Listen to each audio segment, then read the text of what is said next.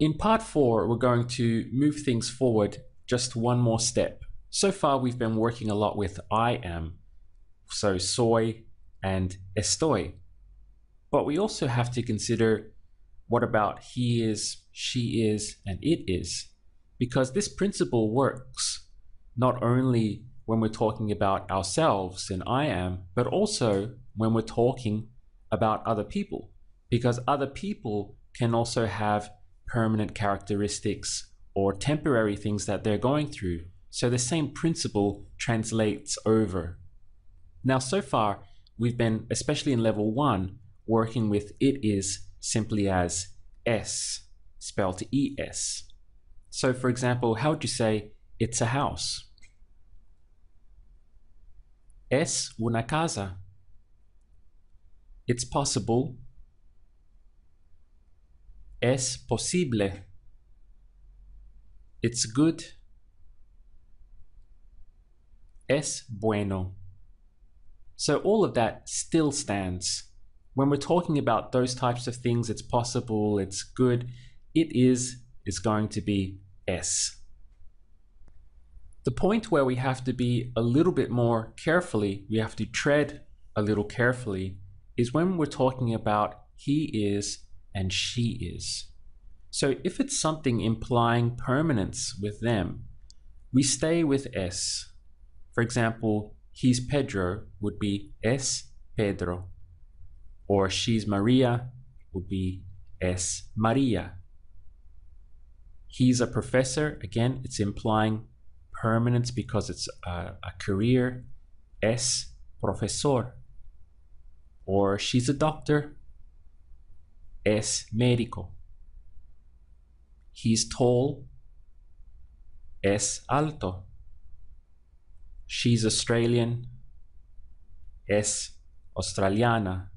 So es performs the same function as soy, in that both of them are referring to permanent characteristics or things that imply permanence. So core things about that person, he is, she is. For example, he's Pedro, he's tall, he's Catholic, he's Australian, he's a doctor. These are all things that imply core characteristics about Pedro, and that's why we would use es. The same thing for females, so she's Maria, she's tall, she's Catholic, and so forth. Again, we would use es. So core things about Pedro or Maria, we stick with es. Now on the flip side, we have things about Pedro or Maria that do not imply permanence, such as emotions, things like that. So now we're going to talk about the temporary side of things. And what we do for that is we take es and we add ta, so it becomes está. Make sure that you're hitting the ending there where the accent is over the a, está. So está would be he is or she is when we're talking about characteristics that tend to be temporary in nature. And I find it helps to not confuse them if you see it in this way as having es, right, which you've already been through for permanence, and onto that we're adding this ta, so it becomes está. For example, if we were saying he is ready, it would be está listo, because again, this is implying something which is temporary. Well, he's ready now, but there's no guarantee that he'll be ready tomorrow. So está listo. Or he is sad, está triste, right? Because this is an emotion. Or he's tired, está cansado. Even with he's happy, again, it's an emotion, so it would be está feliz. And all of these could also be the same for she. So she's happy would be again está feliz, because está is for he is or she is. Even when talking about location, we would again stick with está. So he's here would be está aquí, or she's here, está aquí. So taking a bird's eye view, we have es for things that are permanent in nature or tend to imply that. with he is and she is. So he is a doctor or she is tall, permanent characteristics. And also for most things with it is. So it is good, es horrible, es probable, things like that. Then on the other side, the flip of the coin, we take es and add ta for está.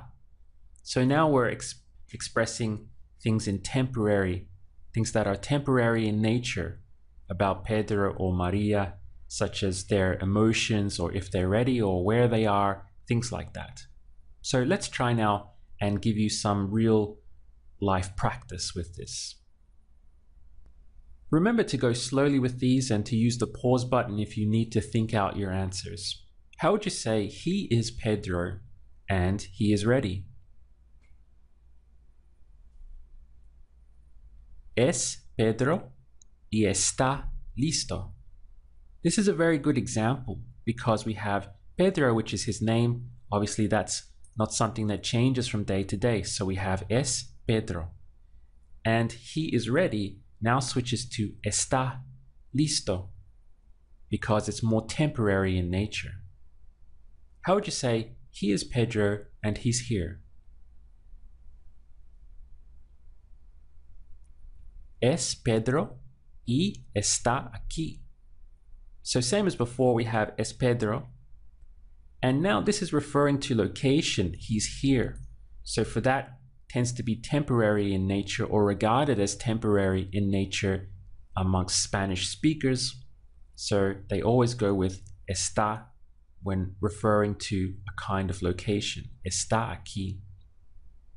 How would you say she is Maria and she's tired?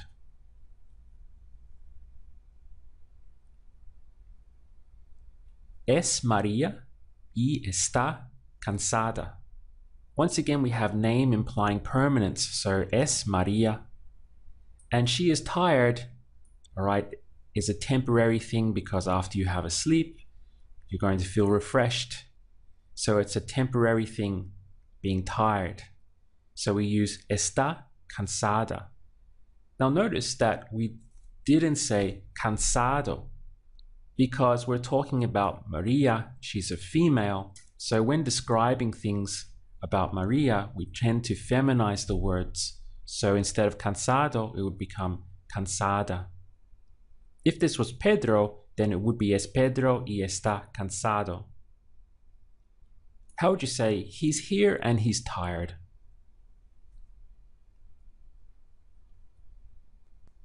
Está aquí y está cansado.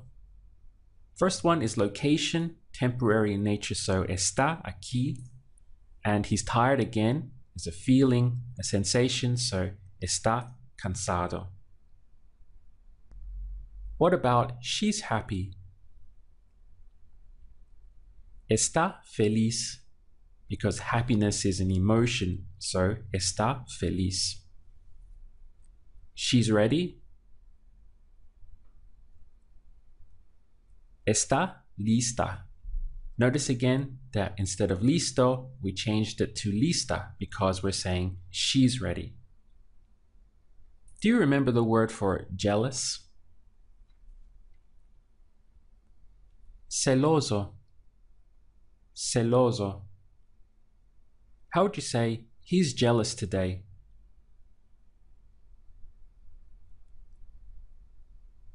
Está celoso hoy.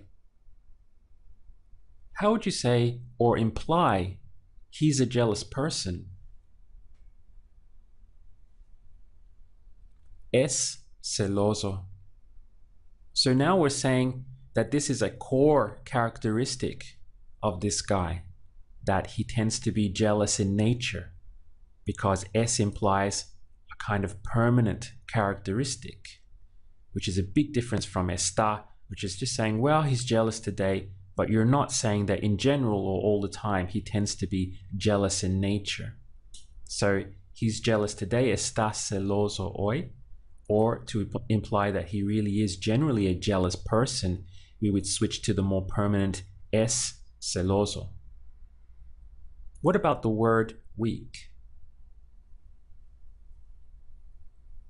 Débil. débil. How would you say she's weak today? Está débil hoy. And if you were to imply that she's a weak person,